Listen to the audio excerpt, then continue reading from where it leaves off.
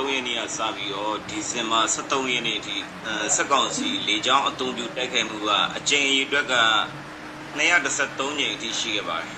ယ်ရှစ်တဲနဲ့ကိုမြို့ပစ္စည်းမှုပမာဏကိုခန့်မှန်းလို့ရမယ်ထင်ပါတယ်ဆုံးရှုံးသွားတဲ့တန်ဖိုးပမာဏကိုကြတော့ကျွန်တော်တို့အာရခပြည်သူဒေါ်လာရင်းအစိုးရနေပြီးတော့စီးရင်ထုတ်ပြန်ပေးတဲ့အချိန်မှာသိရနိုင်ပါတယ်မြေပြင်အနေအထားတွေကြတော့တိုက်ပွဲကာလထဲမှာတက်တော့ကနေပြီးတော့ပြည်သူတွေကိုမြို့ပြင်ထွက်ပေးဖို့ထုတ်ပြန်တဲ့အမိန့်တွေကိုပေါ်ရော့ပြီးတော့အမှတွေ့ကတ်နေထိုင်တဲ့ပြည်သူတွေရှိတဲ့အတွက်ဘေးချောင်းကအန်ရကြောင့်အယက်သားတည်ဆုံမှုနဲ့ထိခိုက်ဒဏ်ရာမှုတွေတော့ရှိခဲ့ပါတယ်